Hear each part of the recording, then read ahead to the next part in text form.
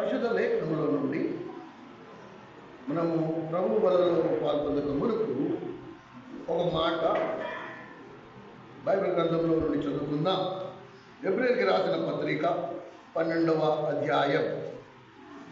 హెబ్రీయులకి రాసిన పత్రిక 12వ అధ్యాయం 25వ వచనాన్ని గమనించగలరు.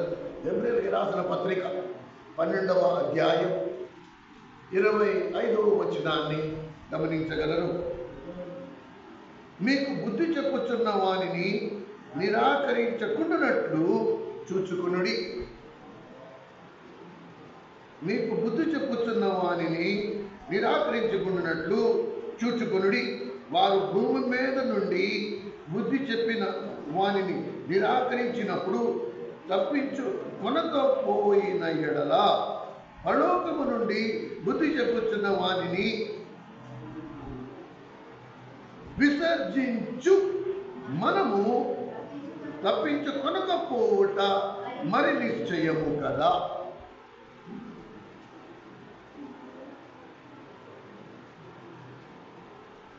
పరిశుద్ధాత్మ దేవుడు ఇలా లేఖన భాగమును ఆశీర్వదించి మనకి అర్థమయ్యే భాషలో మనకి బోధించింది కాక.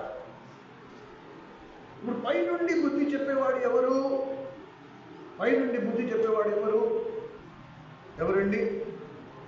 పైనుండి బుద్ధి చెప్పేవాడు ఎవరండి? ఎవరే? దేవుడు. సమాధానాలు ఇలా వస్తే బాగుంటుంది, నాకు చాలా ఆనందం. పైనుండి మనకి బుద్ధి చెప్పేవాడు ఎవరు అంటే మన ప్రభు అయిన యేసుక్రీస్తు. లేఖనము మీరు గమనిస్తే ఒక మాట జాగ్రత్తగా మీరు చూడండి. మీ బైబిల్ గ్రంథంలో మీకు బుద్ధి చెప్పుచున్న వానిని నిరాకరించకుండానట్లు జాగ్రత్తగా చూసుకోమని ఒక హెచ్చరిక. మనం దేవుని మందిరానికి వస్తున్నాము, దేవుని ప్రజల మధ్యలో ఉన్నాము, సంఘం యొక్క సహవాసంలో ఉన్నాము. ఈ సహవాసములో దేవుడు తన దాసుని ద్వారా కానీ, పెద్దల ద్వారా కానీ, తోటి విశ్వాసాల ద్వారా కానీ మనకి బుద్ధి చెప్పు మాటలు ఒక్కొక్కసారి మనకి వినబడతాయి.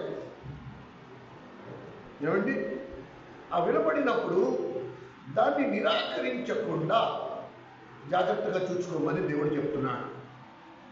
ప్రభువు యొక్క ఉద్దేశము చెప్పున నిన్ను నన్ను ఆయా స్థలాల నుండి, ఆయా కులాల నుండి, ఆయా స్థానాల నుండి రక్షించడమే కాకుండా ఆ రక్షణ కార్యములో ఎవరు పెట్టలేనంత మదుపు పెట్టి నిన్ను నన్ను రక్షించుకుని తన సన్నిధిని తీసుకొచ్చాడు. సంఘం అనే తన శరీరంలో తీసుకొచ్చి అమర్చాడు. ఎందుకు చేశాడు ఇలాగా? నీ ఇంట్లో నువ్వు దేవుని నమ్ముకున్నావు, నీ ఇంట్లో నువ్వు ఆరాధన చేసుకో, నువ్వు ప్రార్థన చేసుకో, నా ఇంట్లో నేను చేసుకుంటా. ఎవరి ఇళ్లలో వాళ్ళు చేసుకుంటే తప్పే ఉంది. ఇలా మందిరానికి రావాల్సిన అవసరం ఉందా? ఇలా సంఘం ఉండాల్సిన అవసరం ఉందా? నీ మట్టుకు నువ్వు నమ్ముకున్నావు, నువ్వు రక్షింపబడ్డావు, నీ పాపాలు ఒప్పుకున్నావు, దేవుడు నీ పాపాలు క్షమించాడు. నీ ఇంట్లో నువ్వు ప్రార్థన చేసుకోవచ్చు కదా, నీ ఇంట్లో నువ్వు ఆరాధన చేసుకోవచ్చు కదా. నీ ఇంట్లో నువ్వు రొట్టె చేసుకోవడం నీకు చేత కాదా? ద్రాక్షరసం కొనుక్కోవడం చేత కాదా? ఎవరిళ్లలో వాళ్ళు చేసుకోవచ్చు కదా. అపోస్తల కార్యంలో అలా రాస్తుంది.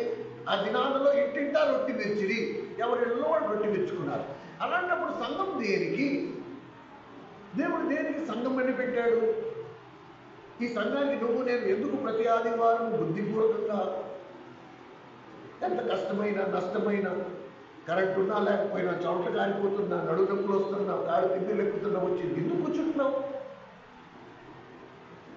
దాని వెనుక దేవునికి ఉన్న ఉద్దేశం ఏంటి అంటే ఇది మూల పాఠం.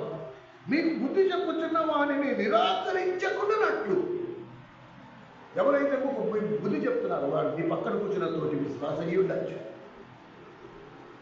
సంఘంలో ఎవరైనా అయ్యి ఉండొచ్చు, సేవకులు అయ్యి ఉండొచ్చు, పెద్దలు అయ్యి ఉండొచ్చు, ఎవరైనా కూడా ఎందుకు దగ్గరికి తీసుకొచ్చావు? ఒక కుటుంబంలో చూడండి, అన్నయ్య గారి ఇంటి నుంచి బయటకు వెళ్తున్నప్పుడు తమ్ముడు అన్నా అన్నయ్య జాగ్రత్త లేదు, అది బుద్ధి చెప్పి దాన్ని నిరాకరించదు. సరే పోరా కొట్టావు, నువ్వు ఎంత, నీ బతికి ఎంత, నీ వయసు ఎంత, నువ్వు నాకు చెప్తున్నావు జాగ్రత్తని అంటే అయిపో. అమృతి పళ్ళు రాలగొట్టుకుని ఇంటికి వస్తాం మళ్ళీ. అప్పుడు భయం వేస్తుంది. అయ్యో వీడు చిన్నోడు నాకు చెప్పినప్పుడు నేను గుర్తించలేదు. అందుకే దేవుడు ఏమంటున్నాడంటే, మీ మోకాలు చెప్పులు పోకుండా, మీ పుట్టుబడులు మీరు రాలగొట్టుకోకుండా, మీకు బుద్ధి చెప్పువా అని నిరాకరించుకున్నట్టు జాగ్రత్తగా చూసుకోండి. వాడు ఎవడైనా కాదు. అయితే దాన్ని తూకం వేస్తూ అంటున్నాడు, వీళ్ళు చెప్తేనే భూమి మీద నీకు బుద్ధి చెప్పువా అని మాటలు నిరాకరించినప్పుడు నువ్వు తప్పించుకోలేదు. దేవుని శిక్ష నుండి నువ్వు తప్పించుకోలేకపోతే, అలాంటిది పైనుండి నీకు బుద్ధి చెప్పే వాని మాటను విసర్జించిన ఎడల, ఇప్పుడు అక్కడ పరిశుద్ధాత్ముడు వాడిన పదం చూడండి. ఈ మధ్యకాలం ఈ విసర్జన అనే పదాన్ని మనం ఎంతగా ధ్యానిస్తూ వస్తున్నామో చూడండి. ఇప్పుడు పైనుండి బుద్ధి చెప్పిన మాట అంటే మనుషులకు దేవుని వాక్కు ఎంత అసహ్యం అంటే, మనిషి దేవుని మాటను దేంతో పోల్చుతున్నాడు? తాను ఉదయాన్నే లేచి విసర్జించే మలంతో పోలుస్తున్నాడు మానవుడు. అది లోపల నుండి మాటికి వేధిస్తోంది. వాడిని పాపము చేయకుండా ఆ దేవుని మాట వాడిని గుచ్చుతోంది, వాడి మనస్సాక్షికి గాయం తగులుతుంది. కాబట్టి దీన్ని నేను విసర్జించేస్తా, నా శరీరంలో లేకుండా చేసేస్తాను. ఇంక నేను భయపడను. ఇప్పుడు నేను సునాయాసంగా పాపం చేయగలను. ఆ వాక్కు నాలో ఉంటే అది నన్ను ఆటంకపరుస్తుంది, నన్ను అడ్డపరుస్తుంది, నన్ను ఇబ్బంది పెడుతుంది. కాబట్టి దాన్ని నేను విసర్జించేస్తాను. వెళ్ళామా, లోపల కూర్చున్నామా, నీళ్లు కొట్టేశామా, వెళ్ళిపోయిందా, ఫినిష్ అయిపా. ఇప్పుడు నేను ఫ్రీ. ఆ పాపమునకు గురవుతున్నప్పుడు నేను దేవుని నమ్ముకున్నవాడనే సంగతి కూడా మనకి జ్ఞాపకం ఉండదు. ఇది కొంచెం లోతుగా ఆలోచన చేయవలసిన అవసరం ఎంతైనా ఉంది. ఎంత సున్నితంగా దేవుడు హెచ్చరిస్తున్నాడో గమనించండి. ఏమండి, ఎంత సున్నితంగా హెచ్చరిస్తున్నాడు. అయితే ఇక్కడ మనము గమనించాలి, ఏ విధముగా మనము దేవుని వాక్కును విసర్జిస్తున్నామంట. ఏ విధముగా దేవుని వాక్కును మనం ఎలా విసర్జించినట్టు అయింది? ఎందుకు దేవుని మాట అన్నాడు? భూమి మీద నుండి బుద్ధి చెప్పిన వారిని నిరాకరించినప్పుడు తప్పించుకొనకపోయిన ఎడల, పరలోకము నుండి బుద్ధి చెప్పుచున్న వారిని విసర్జించు మనము తప్పించుకొనకపోవటం మరి ఎంత నిశ్చయం కదా.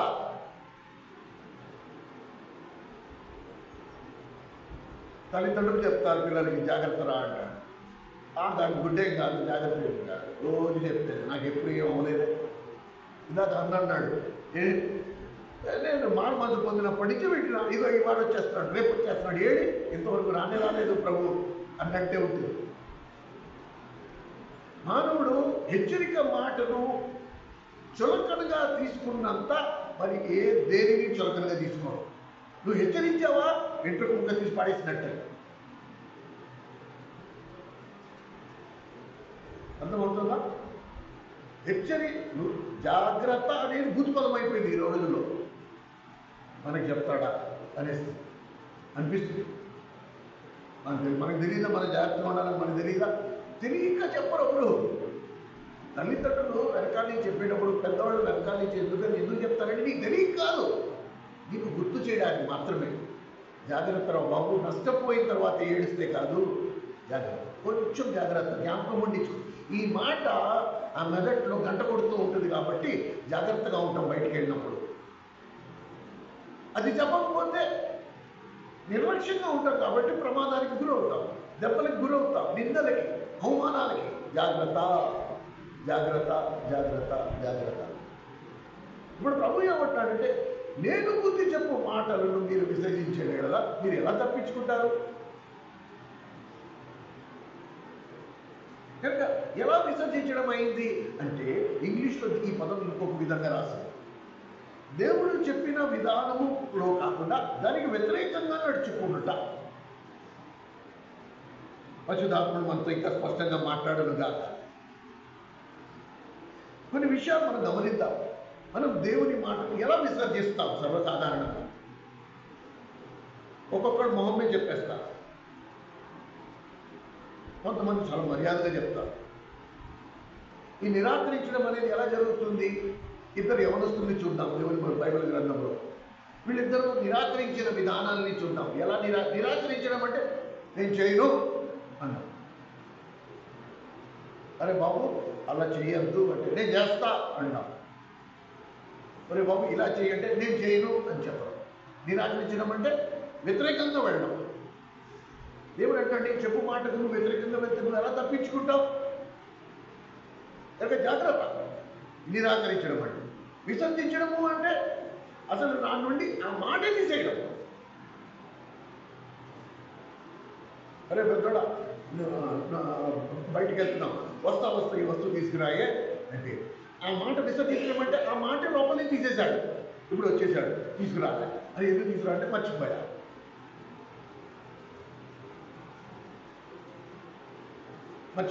అంతే. ఆ మాట నా హృదయంలో ఉంటే నేను అసలు మర్చిపోయే అవకాశమే లేదు. ఎప్పుడైతే ఆ మాట నా గుండెల్లో తీసేసుకుంటానో అప్పుడు మర్చిపోయే అనే సాకు మధ్యలోకి వస్తుంది. కానీ అందుకనే దేవుని మందిరానికి వచ్చి వెళ్ళిపోతే ప్రయోజనం లేదు అనే మాట ఎందుకు వాడతాం ఎక్కువగా అంటే, వచ్చామా హాజరు వేయించుకుంటే వలన కాదు, నేను ఏవైతే వింటున్నానో దాన్ని మూట కట్టుకోవాలి, లేకపోతే రాసుకోవాలి, లేకపోతే జ్ఞాపకం ఉంచుకోవాలి. ఇప్పుడు ఇంటికి వెళ్ళిన తర్వాత మిగతా వారం రోజులైతే వారం రోజులు, 4 రోజులైతే 4 రోజులు, 2 రోజులైతే 2 రోజులు, ఏదైతే నేను విన్నానో దాన్ని మళ్ళా నెమరేసుకోవడం, దాన్ని నా జీవితంలో మార్చుకోవడం. నేను విన్నానా, రాసుకున్నానా, వచ్చానా అంటే అలా పుస్తకాలు రాసుకునే వాడు 300 మంది ఉన్నారు. ఎటువంటి మార్పు ఉండదు. నో. సరే, ఇక్కడికి వద్దాం. ప్రభు ఎలాంటి బోధకుడు, మనం ఎలాంటి బోధకుడు, ఇది కూడా మనం కొంచెం నేర్చుకోవాలి. సేవకులకి, పెద్దలకి, విశ్వాసులకి అందరికీ ఈరోజు దేవుడు మనకి అద్భుతమైన వంటను వండి వడ్డించబోతున్నాడు. తినగలిగే వాళ్ళు తిన్నంత తిని దాని ద్వారా ఆత్మీయ ఆరోగ్యము, మేలు, ఆశీర్వాదము పొందడమే ఈ వర్తమానానికి మూల ఉద్దేశం. కనుక ప్రభు హెచ్చరికలో నువ్వు దేవుని మాటను విసర్జిస్తే ఎలా తప్పించుకుంటావు? దీంతో మొదలుపెట్టి విసర్జించే విధానాలు ఎలా ఉంటాయి? ఇద్దరు యవనస్తుల్ని మనం గమనిద్దాం. వీళ్ళు ఎలా చెప్పారు. లూకాసు ఈ అపోస్తల కార్యములు 9వ అధ్యాయం. అపోస్తల కార్యములు 9వ అధ్యాయం.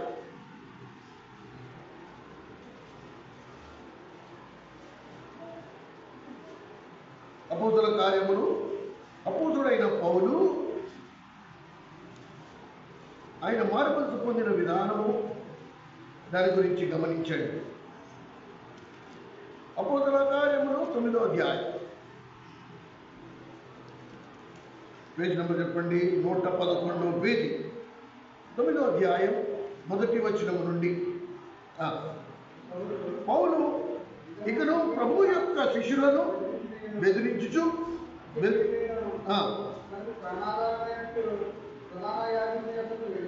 చాలు. ఇప్పుడు పౌలుగా మారక ముందర సౌలు దానికి ప్రాణాధారం ఏంటి అంటే, బ్రతికుండడానికి ఏకైక లక్ష్యం ఏంటి? దేవుని ప్రజలను బంధించడం, వారిని హత్య చేయడం. దేవుని మందిరానికి వెళ్ళేటప్పుడు దారిలో కాపలా కాయడం, వారిని మందిరానికి వెళ్ళకుండా బంధించడం, తీసుకెళ్ళి హత్య చేయడం. ఇది సౌలు యొక్క మొదటి స్వరూపం.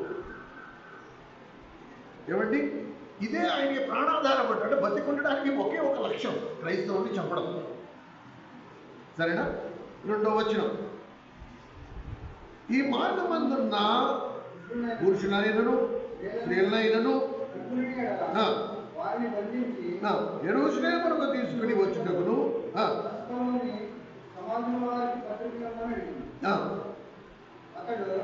ప్రయాణం చేస్తూ సమస్త దగ్గరకు వచ్చినప్పుడు అకస్మాత్తుగా ఆకాశం నుండి ఒక వెలుగు అతని చుట్టూ ప్రకాశించింది. అప్పుడు అతడు నేల మీద పడి, సౌలా సౌలా, ఈ వేళ నువ్వు ఏలనన్నా హింసించుచున్నావని నాతో ఒక స్వరము కొడుతుంది. ఇది సౌలు మొదటి స్థితి.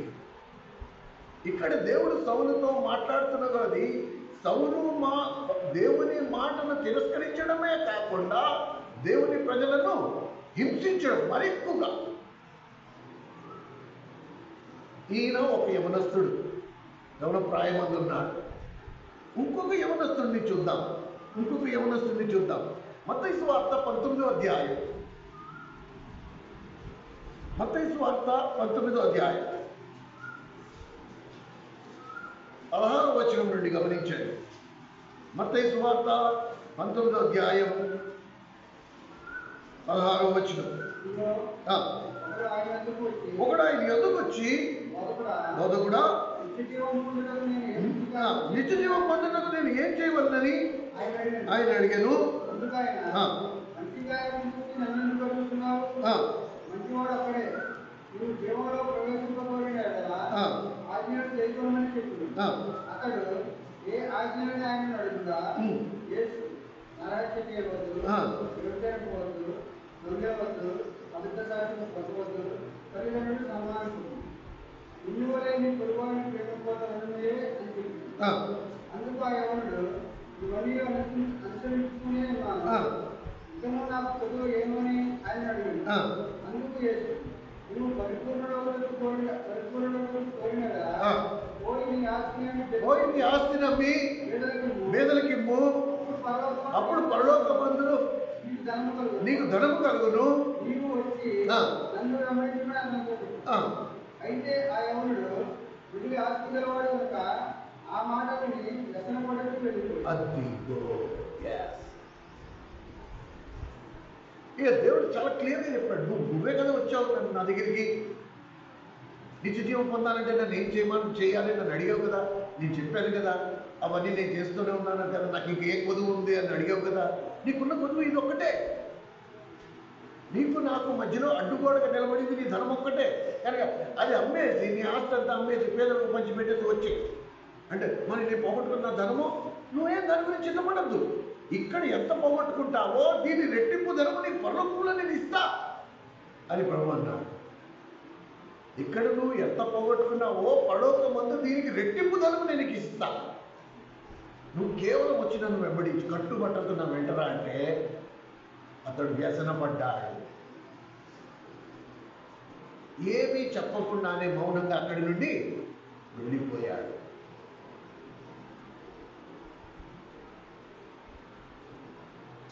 ఇక్కడ మనం ఇప్పుడు ఇక్కడ ఈ వచనం తర్వాత మనందరం సీన్లోకి ఎంటర్ అవుతాం. ఇప్పుడు ఈ సన్నివేశంలో మనందరం లోపలికి వస్తాం. చూడండి ఎలా వస్తామో చూడండి.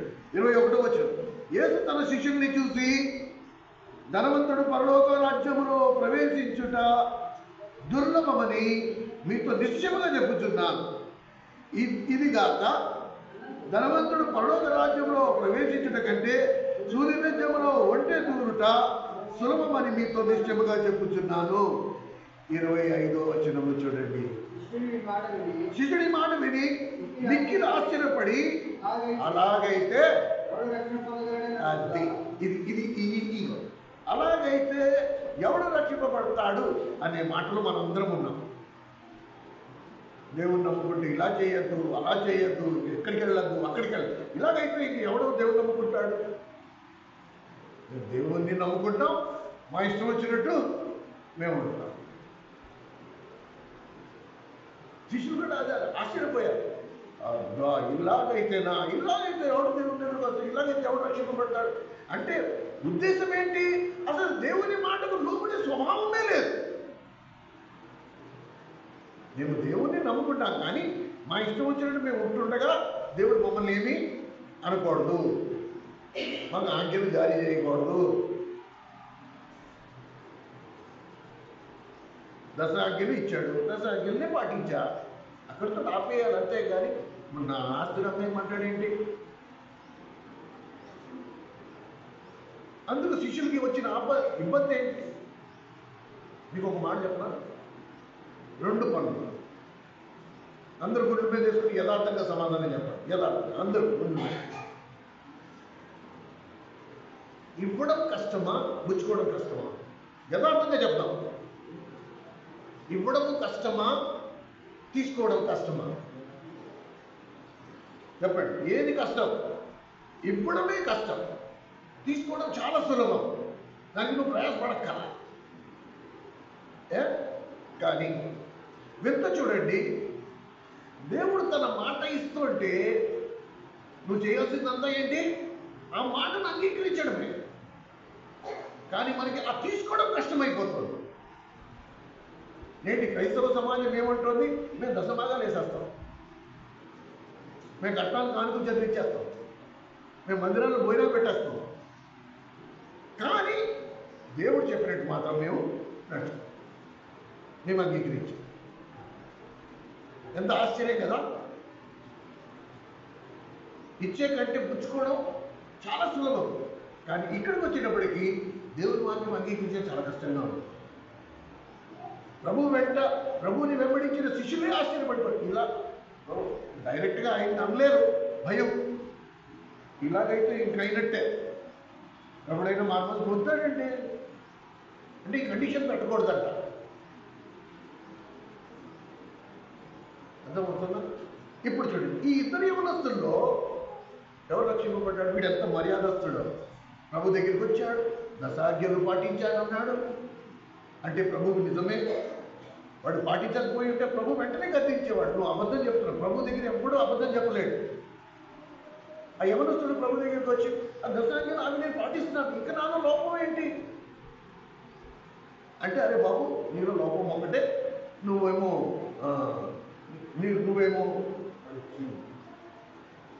నీలో ఉన్న లోపం ఒక్కటే, నువ్వేమో ఏమంట లోపం? నీలో ఉన్న లోపం ఏంటంట? నీ ధనము నీకు అడ్డు కదా, దాన్ని నువ్వు వదిలేసుకో, పేదలకు పంచిపెట్టేసి నా వెంటరా, అంతే. ఇప్పుడు వాడికి ఏమొచ్చిందంట? ఏం రాస్తుంది దగ్గర? వాడు వ్యసనపడి అక్కడి నుండి వెళ్ళిపోయాడు. ప్రియమైన సహోదరుడా, సహోదరి, ఈ బలను సమీపించక మునుపు ఎన్నిసార్లు దేవుడు నీతో మాట్లాడినప్పుడు నువ్వు మౌనంగా అక్కడి నుండి వెళ్ళిపోతీవి? ఉదయం అన్న చెప్పినట్టు, ప్రభువా ఈసారికి నన్ను క్షమించు, ఇలా కానీ నేను ఇలాగే చేస్తా, నువ్వేమనుకున్నా సరే, ఈసారికి నన్ను క్షమించు, ఈసారికి నన్ను క్షమించు అని ఎన్నిసార్లు నువ్వు ఏమీ లోబడకుండా అక్కడి నుంచి వెళ్ళిపోతూ వచ్చావు. నువ్వు అనుకుందే నువ్వు జరిగిస్తూ వచ్చావు. సరేనా? తీరా చూస్తే ఈ ఇద్దరు యవనస్తులు, పైన సౌలు, కింద ఈ ధనవంతుడైన యవనస్తుడు, వీళ్ళిద్దరు ఎవరు రక్షింపబడ్డారు? సౌలే. సౌలు పౌలుగా మారడమే కాకుండా అపోస్తలుల్లో ప్రధానుడయ్యాడు. వీడు రక్షింపబడకుండా నిత్యనాశనానికి గురయ్యాడు.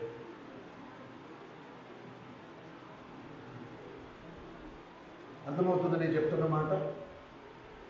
అర్థమవుతుందా? మన వినయం మనల్ని కాపాడదు. పెద్దలు అన్నారు చూడు, అతి వినయం దూత లక్షణం. మన వినయము, నేను యథార్థంగా నా మటుకు నేను, అపవాది అలా కలుగు చేస్తాడు నీకు ఆలోచన. నేను దేవుడి దగ్గర ఒప్పేసుకున్నాను కాబట్టి దేవుడు నన్ను క్షమించేసి ఉంటాడు కనుక ఈసారికి నేను ఈ పాపం చేసేస్తాను. Absolutely not. వాడు 10 ఆజ్ఞలు పాటించిన వాడే. మరి మనం ఆ మాట చెప్పుకోగలమా? మనం 10 ఆజ్ఞలు పాటించిన వాడమే అని చెప్పుకోగలమా? మరి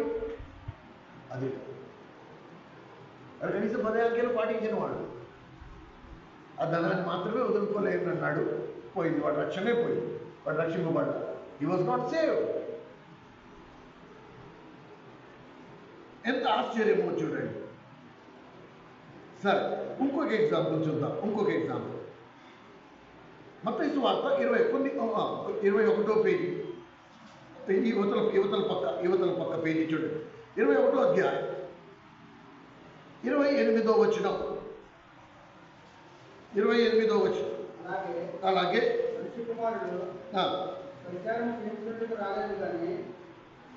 21 మత్తయి సువార్త 21:28. మత్తయి సువార్త 21:28. మీకేం తోచుతున్నది? ఒక మనుషుడు 2 కుమారులుండిరి. అతడు మొదటి వాని యొద్దకు వచ్చి, కుమారుడా, నేడు పోయి ద్రాక్ష తోటలో పని చేయమని చెప్పగా వాడు పోను కానీ పోయిను. అతడు 2వ నెలకు వచ్చి ఆ ప్రకారమే చెప్పగా వాడు అయ్యా పోదునని దాని పోలేదు. ఈ ఇద్దరిలో ఎవరు తండ్రి ప్రకారం చెందిన వాడని వారిని అడిగి అందుకు వారు మొదటి వాడే అని యేసు శుభ్రులను వేశ్యలను నీకంటే ముందుగా దేవుని చెప్తున్నాను. ఇప్పుడు అర్థమవుతుందా? ఎవరిని మనము బొత్తిగా తిరస్కరిస్తాం, కొట్టి ఇంకా వీడు మనసు మొదట వీడు బతికిందే అనేస్తాము. దేవుడు అనట్లేదు అలాగా. దేవుడు కొట్టేయట్లే. ఎవరు మొండిగా సమాధానం నేను వెళ్ళను అన్నాడు. లాస్ట్కి చూసేటప్పుడు వాడు మనసు మార్చుకుని వెళ్ళాడు. కానీ నేను వెళ్తాను అని చెప్పి వెళ్ళకుండా మానేశాడు. దేవుడు ఆంతర్యములను చూచువాడు. మనము పై రూపాన్ని చూస్తాం, దేవుడు అంతరంగాన్ని చూస్తాడు.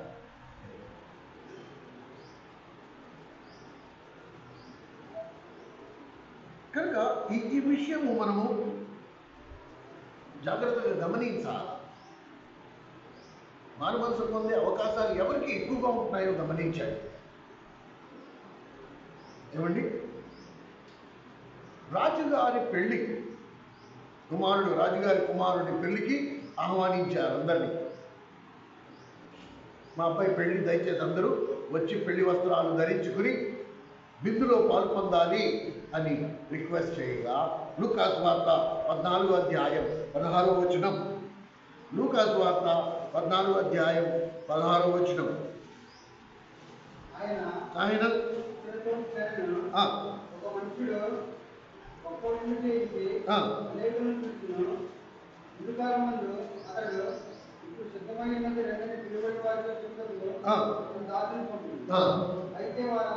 అయితే వారందరూ మొదటివాడు నేను పొలం పొందినాను, అవశ్యంగా వెళ్ళి దాన్ని పెడవలను, నన్ను క్షమించుకోనని ఇల్లు పెట్టుకుంటున్నాను. మరి ఒకడు నేను 5 జతల ఎడ్లను పొందినాను, వాటిని పరీక్షకు వెళ్తున్నాను, నన్ను క్షమించుకోవాలని వెళ్తున్నాను. మరి ఒకడు నేను స్త్రీ వివాహం చేసుకున్నాను, నేను రాలేనని. అప్పుడు ఆ రాజు తిరిగి వచ్చి ఈ మాటలు తన యజమానుడికి తెలియజేయగా ఆ ఇంటి యజమానుడు కోపపడి వీడు త్వరగా పట్టణపు ఫస్ట్ కోపం ఎందుకు వచ్చింది యజమానుడికి? కోపం ఎందుకు వచ్చిందంటే వాళ్ళందరూ ఏక మనస్సుతో, ఇంగ్లీష్ ఏం రాస్తుందంటే అసలు ఆ పిలుపును గుర్తించలే. పిలిచేవాడు రాజు రాజు పిలుపుకు అసలు గుర్తింపే లేకుండా చేశారు. అందుకనే ఏమో అసలు తెలుగు తర్జుమాలో అర్థం పోయింది. వాళ్ళందరూ ఏక మనస్సు అంటే ఆయన పిలిచేదేంటి, మనం వెళ్ళేదేంటి? నెపములు చెప్పసాగిరి. ఏమండి, గమనించండి. ఇందులో ఒక మాట ఉంది.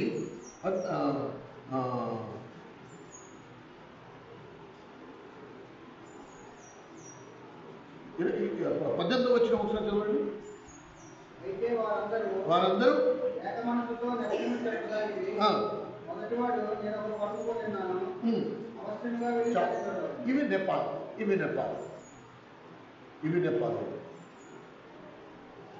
ఈ మాట ఎందుకు చెప్తున్నాము అంటే ప్రభువు మనం ఇచ్చుట కంటే పుచ్చుకుంటే సులభం అని చెప్పినా సరే, ప్రభు తన వారి యొద్దకు వచ్చినప్పుడే వారు ఆయనను అంగీకరించలేదు. యోహాను సువార్త 1వ అధ్యాయంలో మాట మనం చదువుతాం.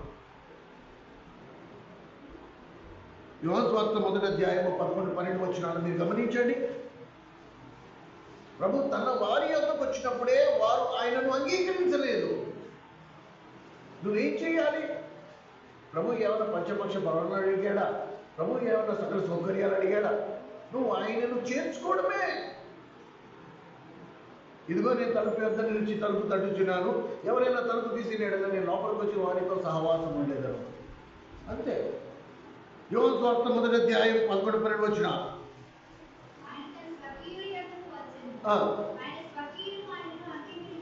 చూసారా, ఆయన స్వకీయులే ఆయనను అంగీకరింపలేదు.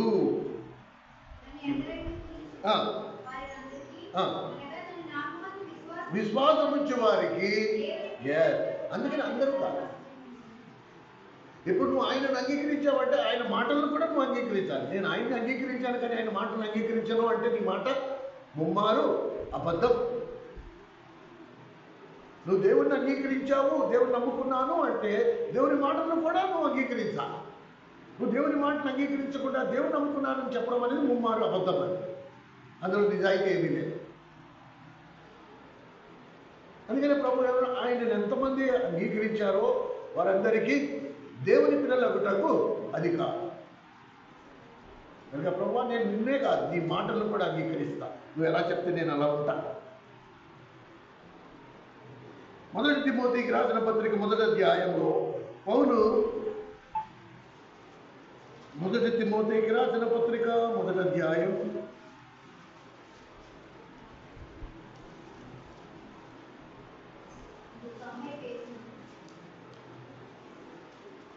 190 1వ అధ్యాయం 13వ వచనం 12-13 వచనం. పూర్వము దూషకుడును హింసకుడును హానికారకుడునై ఉన్న నన్ను తన పరిచర్యకు నియమించి నమ్మకమైన వానిగా ఎంచుకున్నందుకు కృతజ్ఞతాస్తుతులు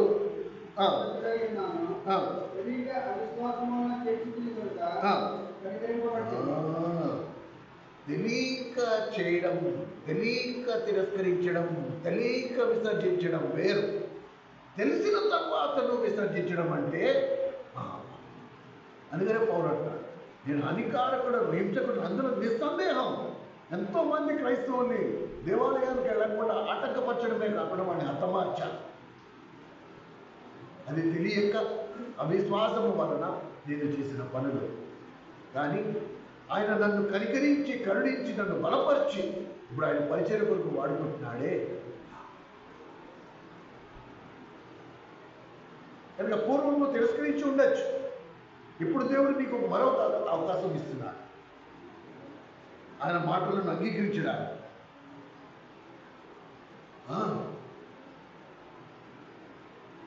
చాలా మోసరము మన జీవితాలలో ఇది చేసుకునేవారు.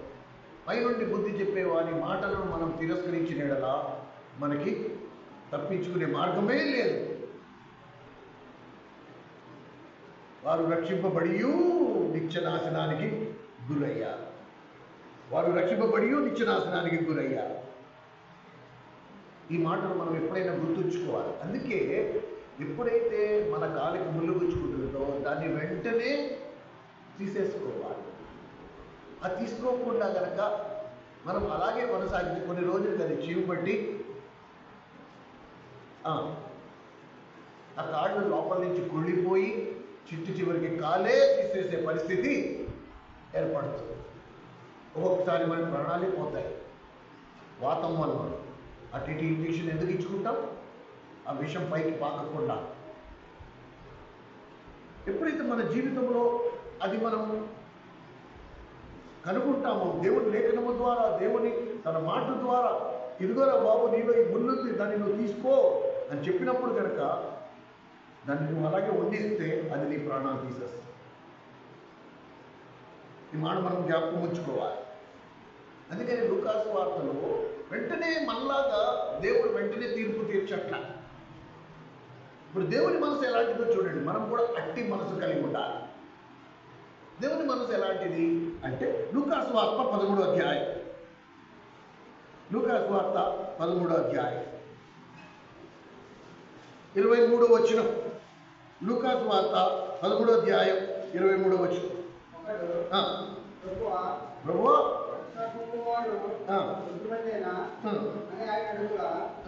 ఆయన వారిని చూసి ఇంటి ద్వారా ప్రవేశించకపోరాడు అనేకులు ప్రవేశించుడు కానీ వారి వల్ల కాదని చెప్తున్నాను.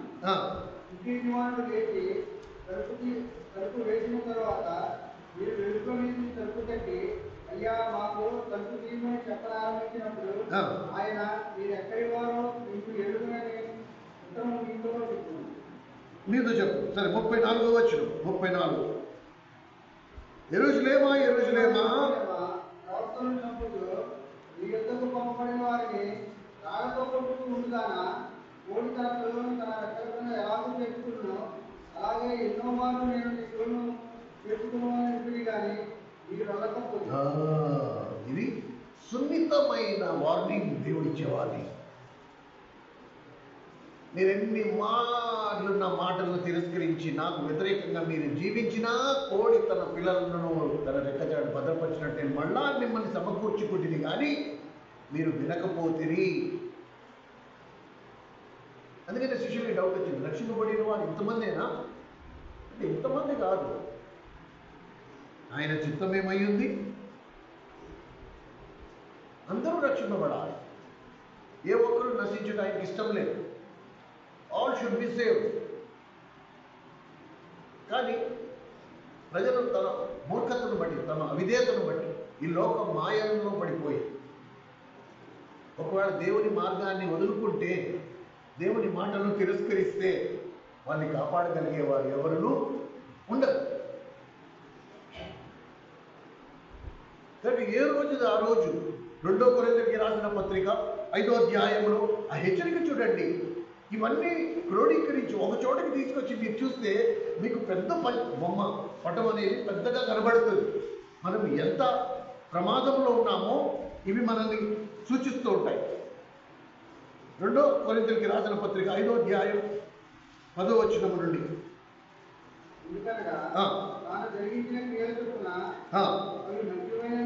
మంచివైనను చెడ్డవైనను వాటి ఫలములు ప్రతివాడును పొందినట్లు మనమందరము క్రీస్తు న్యాయపీఠం ఎదుట ప్రత్యక్షము కావలేదు. చాలు. ఇప్పుడు చూడండి ఎంత భయంకరమైన మాట. మనం మంచి చేసినా చెడు చేసినా క్రీస్తు న్యాయపీఠం ఎదుర్కొంటే నిలబడాల్సిందే. మనం చేసిన వాటికి ఫలము పొందవలసిందే. నువ్వు మంచి చేస్తే మంచి, చెడు చేస్తే చెడు.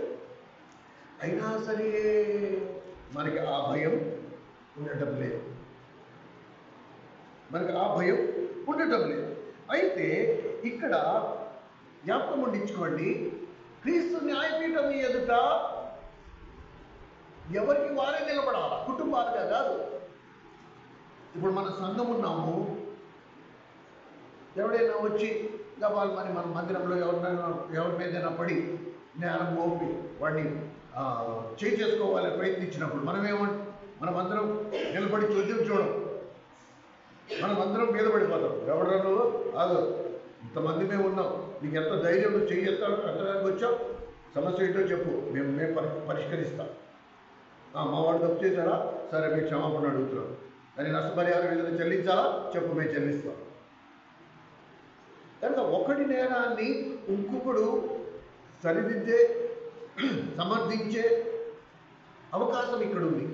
కానీ క్రీస్తు న్యాయపీఠం ఎదురకుండా అలా ఉండదు. నీ మట్టుకు నువ్వే నుంచోవాలి. నీ ఎదురుకుండా యేసుక్రీస్తు ప్రభు ఉంటాడు. 1-to-1 మీటింగ్ ఇది. ఇక అక్కడికి ఎవ్వడూ ఉండదు. నీ తరఫున బతిమాలుకునేవాడు, ప్రభు ఈసారి వదిలే అనేవాడు కానీ ఎవరు ఉంటారు. నువ్వు ఒక్కడివే నిలబడాలి. ఇది ఎప్పుడు మర్చిపోవద్దు. కనుక నేను నా శరీరమందు నా ప్రాణం ఉండగానే నేను ఈరోజే సెటిల్ చేసుకోవాలి. అందుకని పౌలు ఈ రోజు కీడు, ఈరోజు చాలు. ఈ రోజు ఆ రోజే వాటిని మొరలు పెట్టుకోదు, వాటిని పెండింగ్ ఉంచుకోదు. నీ జీవితం ఎప్పుడు కూడా తెల్లని కాగితంలాగా ఉండాలి. అందు మీద మచ్చ మాలిన్యం లేకుండా. నీ మనస్సాక్షి. 6వ అధ్యాయం గమనించండి. 2 కొరింథీయులకు రాసిన పత్రిక 6వ అధ్యాయం 2వ వచనం.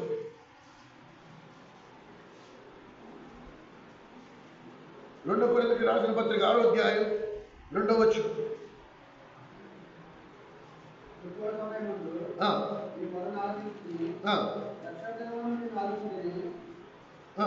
అని ఆయన చెప్తున్నాడు కదా. ఇదిగో ఇప్పుడే మిక్కిలి అనుకూలమైన ఇప్పుడే మిక్కిలి అనుకూల సమయం. నువ్వు దీన్ని రేపు చూసుకుంటా, ఎల్లుండి చూసుకుంటాను, వాయిదాలు వేయాలి. చిన్న విషయమా, అప్పటికప్పుడే నువ్వు సెటిల్ చేసేసాయి దేవుని దగ్గర. దేవునికి నీకు ఎటువంటి బాకీలు ఉండద్దు. నేను రేపు ఒప్పుకుంటానులే, ఎల్లుండి సెటిల్ చేసుకుంటానులే, అవుట్లెట్ చూసుకుంటానులే. అండ్ ఒక్కసారి నువ్వు దేవుని దగ్గర సెటిల్ చేసుకున్న తర్వాత మళ్ళీ దాన్ని తవ్వి బయటికి తీయాలి. Very very important lesson. ఇప్పుడే అనుకూల సమయం, దానికి మళ్ళీ రేపు అనేది ఉండదు. ప్రభు మాట్లాడుతున్న సమయంలోనే అనుకూల సమయం, ప్రభు వాళ్ళ దగ్గరే అనుకూల సమయం. ఈరోజు ప్రభు నువ్వు నాతో మాట్లాడుతున్నావు, నేను సెటిల్ చేసేసుకుంటా మొత్తం అన్నీ. ప్రవక్త అయిన ఇర్మియా చూడండి ఏమన్నాడో. ఇర్మియా గ్రంథం 8వ అధ్యాయం. ఇర్మియా గ్రంథము 8వ అధ్యాయం. పేజ్ నెంబర్ చెప్పండి. 634. ఇర్మియా గ్రంథం 8వ అధ్యాయం 20వ వచనం. వాతావరణం గమనించినది, గ్రీష్మకాలం జరిగిపోయిన మనము రక్షణ నమ్మకయ్యామని చెబుతుడు. నా జనుల వేదన బట్టి నేను వేదపడుతున్నాను. దూరం వైపు పట్టి ఉన్నది. విరాజులో బుద్ధులను ఏమీ లేదా, అక్కడ ఏ వైద్యులు లేడా. చూసారా, అంతవరకు రావద్దు, అంతవరకు తెచ్చుకోవద్దు. ఏదో అసలు కోతకాలము గతించిపోవచ్చున్నది, గ్రీష్మకాలము జరిగిపోవచ్చు. మనము రక్షణ పొందతే ఉన్నాము. ఇంకా టైం దగ్గర పడిపోయింది. దగ్గర పడినా సరే ఇంకా నేను రేపు ఎల్లుండి వాయిదాలు వేసుకుంటూ ఎన్ని రోజులు దేవుని మందిరానికి వచ్చి వాక్యము విని పాపములను ఒప్పుకొని కూడా బాప్తిస్మాలు తీసుకోకుండా దాన్ని వాయిదాలు వేసుకుంటూ ఇంకా ఏదో చెయ్యాలి, ఇంకా ఏదో చెందాలి, ఇంకా ఏదో చేసుకోవాలి, అప్పుడు నేను వస్తానంటే ఈ లోపల నీ ప్రాణం పోతే. అందుకని ప్రభు హెచ్చరిస్తున్నాడు, నేడే అనుకూల సమయం. ఈ రాత్రి ప్రభు నీ ప్రాణం అడిగితే నీ పరిస్థితి ఏంటి? తిరిగి జన్మించిన అనుభవంలోకి వచ్చామా రాలేదా అనే అంశం దగ్గరికి వస్తే ఇది ఒక సూచన. మీకు జాగ్రత్తగా వినండి, నేను చెప్తా అర్థమయ్యేటట్టు.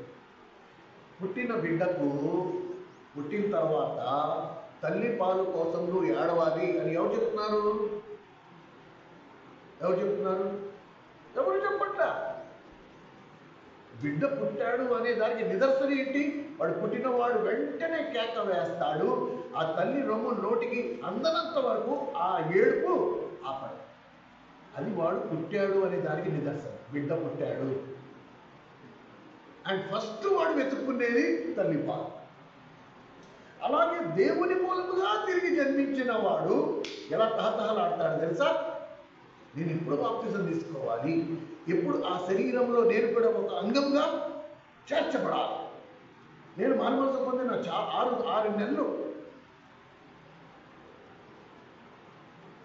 నాకు ఎంత విలువలాడిపోయి, అరే నాకు బాప్తిజం తీసుకోవాలి, నేను బాప్తిజం తీసేసుకోవాలి, నేను మానవసం పొందాను, ఇప్పుడు నేను సంఘంలో ఒక అంగంగా చేర్చబడాలి, లేకపోతే నా మటుకు నేను ఎదగలేను. నా బలహీనతలు నన్ను వెంటాడుతున్నాయి, మళ్ళీ ఆ పాపంలో పడేయడానికి నన్ను ప్రయత్నిస్తున్నాయి, కనుక నేను బాప్తిజం తీసుకోవాలి.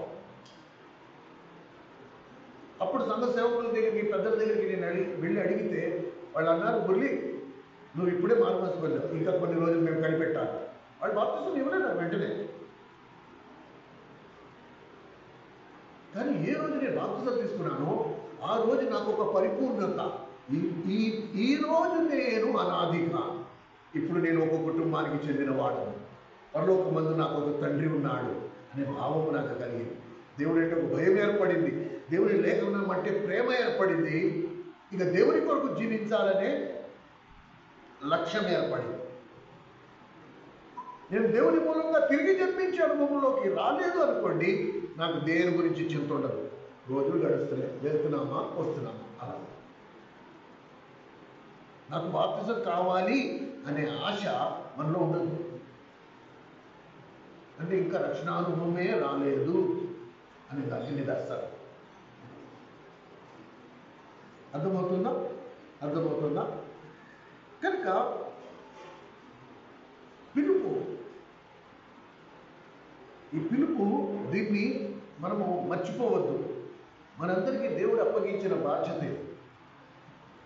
రక్షింపబడిన మనం ఇప్పుడు రక్షణ లేని వారి కొరకు మనకి ఒక ఏడుపు అనేది ఉండాలి, ఒక హృదయంలో వేదన.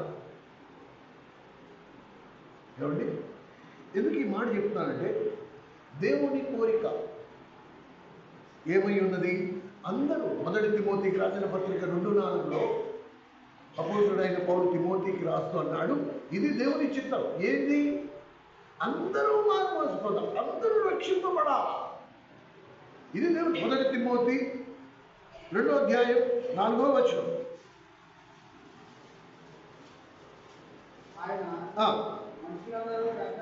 మనుషులందరూ రక్షణ పొందుడి.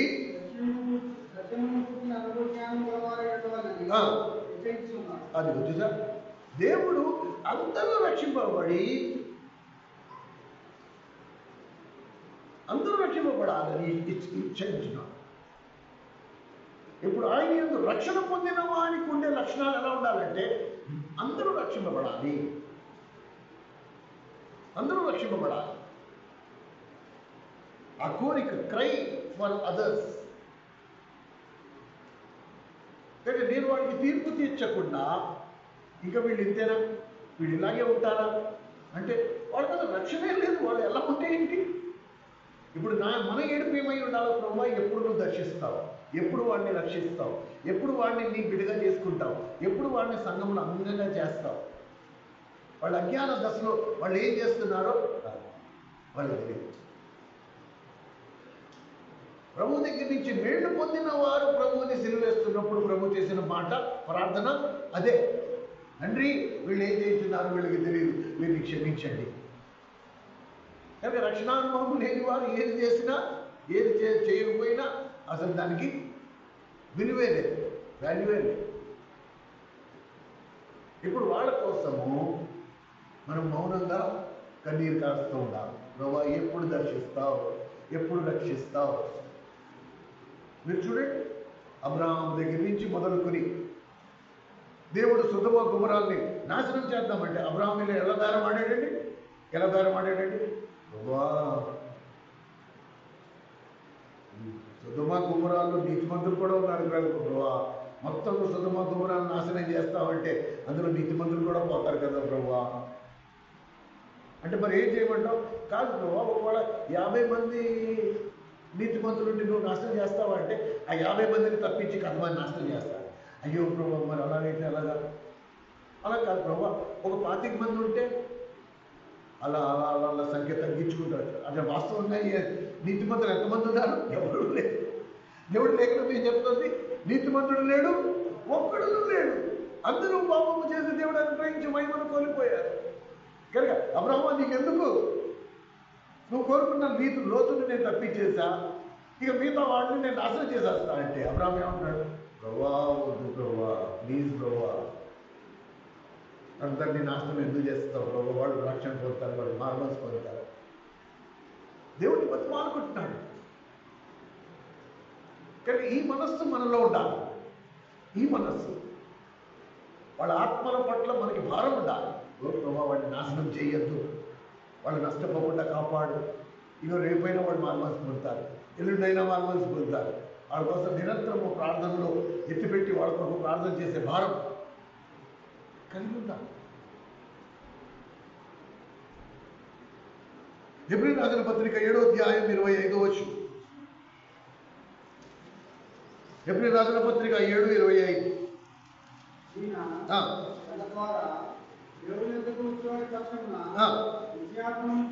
విజ్ఞాపనం చేయుటకు నిరంతరము జీవించుచున్నాడు గనక శక్తిమంతుడై ఆర్థిక. ఈరోజు ప్రభు శరీరధారిగా భూమి మీద లేకపోవచ్చు, కానీ పరలోకమందు ఆయన నిరంతరము విజ్ఞాపన చేస్తూనే ఉన్నాడు. ఓ ప్రభా, ఈ ఆత్మ నశించకూడదు, ఈమె కోసం నేను ప్రార్థిస్తున్నాను. తండ్రి, నీ ఉగ్రత చూపిస్తావేమో, వద్దు, కనికరించు, ఇంకొంచెం సమయం. నేను ఆమె రక్షణ కొరకు నేను క్రయం చెల్లించేశాను, నేను ఆల్రెడీ ఆమె కొరకు శిలువలో రక్తం కార్చా, నువ్వు గమ్ముని తీర్పు తీర్చకు, కొంచెం సమయం వాళ్ళు మారుమనసు పొందుతారు, వాళ్ళు నీ దగ్గరికి వస్తారు, వారు బాప్తిసం సాక్ష్యం ఇస్తారు, సంఘంలో అందంగా మారుతారు. తండ్రి నువ్వు కంగారు పడి తీర్పు తీర్చు. ఆయన నిరంతరము నీ విషయంలో నా విషయంలో విజ్ఞాపన చేస్తూనే ఉన్నాడు. మనం ఎంతవరకు ఆయన మాట అంగీకరిస్తున్నామా అనేది ప్రశ్న. ఆ శిక్షకు నువ్వు పాత్రుడు కాకుండా ఉండినట్లు ఇదిగో హెబ్రీయులకు రాసిన పత్రిక 7:25 ఎంత స్పష్టంగా రాదు. యేసు ప్రభువే నీ విషయంలో నా విషయంలో విజ్ఞాపన చేస్తాడు. కనుక ఆయన దాసులైన మనము, దేవుని ప్రజలమైన మనం, దేవుని సంఘంలో ఉన్న మనము, మనతో జతపడి వచ్చిన వారి కొరకు అలాగా విజ్ఞాపన చేయడం అది వాక్యానుసారం, దేవుని చిత్తం. మారుమనసు లేని వారి కొరకు, బాప్తిసం తీసుకునే వారి కొరకు మనం కన్నీటితో ప్రార్థన చేస్తాం. ప్రభువా నువ్వు మాట్లాడాలి, నువ్వు కార్యం చేయాలి, మా మాట కాదు, మా బోధ కాదు.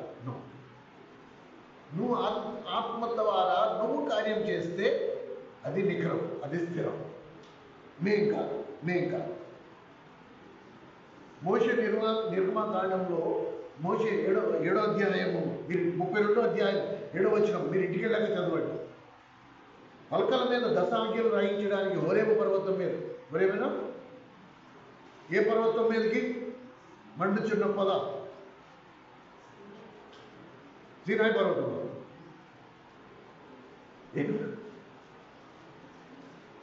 ఏ పర్వతం? పలకల కొరకు ఏ పర్వతం మీదకి వెళ్ళాడు చెప్పండి?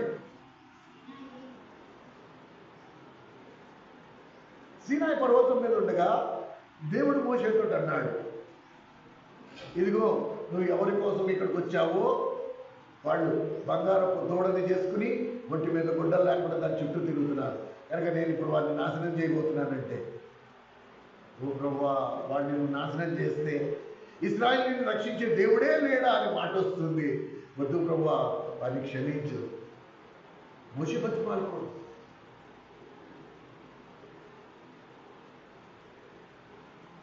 పేదరుని తీసుకెళ్లి చెరసాలలో వేసినప్పుడు సంఘము భారంగా ప్రార్థన చేయగా పేదరు చెరసాల నుంచి విడిపించబడ్డాడు. అర్థమవుతుందా? అసలు ఏమైనా అర్థమవుతుందా? దేవుడు నీకు ఆ శక్తినిచ్చాడు, నీ ప్రార్థనలో అంత బలం ఉంది. కానీ నువ్వు నేను ప్రార్థన చేయకపోవటం వలన దేవుని సంఘంలో ఆత్మకార్యాలు మనకి కనపడ్డం లేదు. ఒక్కళ్ళు ఇద్దరు ముగ్గురు ప్రార్థన చేయడం వలన బలం సరిపోవట్లే.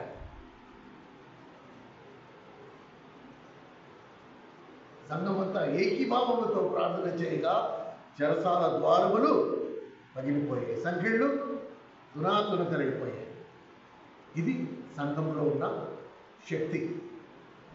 కనుక ఈ మధ్యాహ్న కాల సమయంలో మనము ప్రభు వలలో పాల్పొందక మునుపు ప్రియమైన సహోదరుడా సహోదరి, మనకి పైనుండి బుద్ధి చెప్పుతున్న వారి మాటలు విసర్జించిన ఎడల తిరస్కరించడమే ఇంత భయంకరము అంటే దాన్ని పూర్తిగా విసర్జిస్తే నీ పరిస్థితి ఏంటో ఒక్కసారి ఆలోచించండి.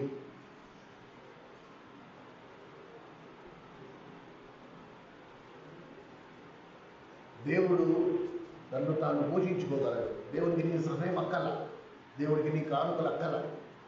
దేవుడు నీకు తీసుకొచ్చి ఇక్కడ కూర్చోపెట్టి తన మాటలు నీకు వినిపిస్తున్నాడంటే నువ్వు ఆయన మాటలను అంగీకరించి దాని ప్రకారంగా నడుచుకుంటావు అని.